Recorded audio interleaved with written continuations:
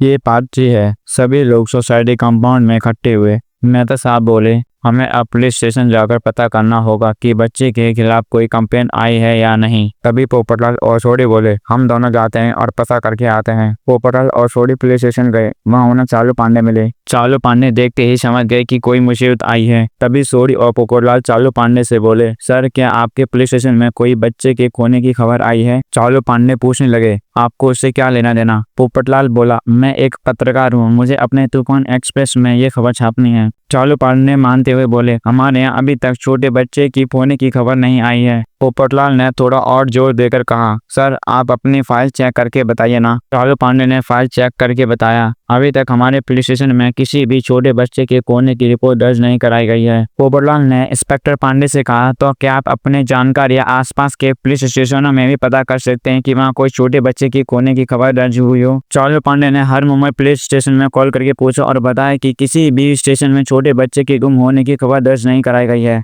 ये सुनकर सोडी और पोपटलाल थोड़े दुखी हो गए। दोनों पुलिस स्टेशन से सीधे गोकुलधाम सोसाइटी में लौट गए। जब दोनों ने सोसाइटी में खड़े लोगों को यह बात बताई तो सभी लोग और ज्यादा दुखी हो गए। तभी मेरे साहब बोले, हमें थोड़ा सोच समझ कर फैसला लेना होगा, क्योंकि ये एक बच्चे की जिंदगी का सवाल है। सभी लोग थक हार कर अपने घर चले गए। जेठालाल दुकान चला गया और जब दुकान पर पहुंचा तब बाघा और नट्टू काका खुशी को दुकान में लाने की जिद करने लगे। जेठालाल ने कहा, मैं कल खुशी को अपने साथ दुकान लेकर आ जाऊंगा। पहले तो दया भाभी ने मना कर दिया, लेकिन जेठालाल ने कहने पर दया भाभी ने खुशी को ले जाने की इजाजत दे दी। सुबह जेठालाल जल्दी तैयार होकर खुशी को लेकर दुकान के लिए निकल गया। दुकान पहुंचकर नट्टू काका और बाघा ने उसका स्वागत किया। उस समय तक नट्टू काका और बाघा उसके साथ खेले। तभी दुकान से जा रहे एक कपल ने खुशी को देख लिया। जेठालाल खुशी को लेकर घर आ गया। अगले दिन अब्दुल जेठालाल के घर आया और कहने लगा, खुशी के माता पिता आए हैं।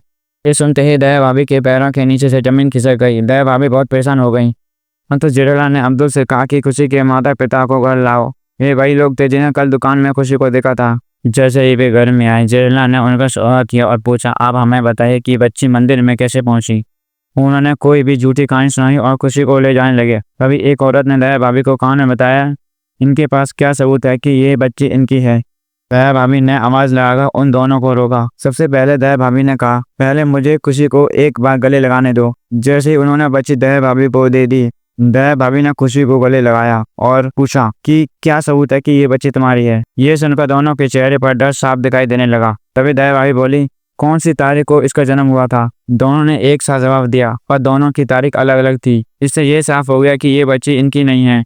तभी दोनों बोले, हमारे पास इनकी जन्म की रिपोर्ट है, और वे रिपोर्ट लेने के लिए गाड़ी में चले गए, परंतु रिपोर्ट लाने के बजाय वहां से भाग गई। तभी सभी को समझ आ गया कि ये लोग फ्रॉड थे। क्या आपको पता है ये कौन सा एपिसोड है? अब मिलते हैं पार्ट 3 में।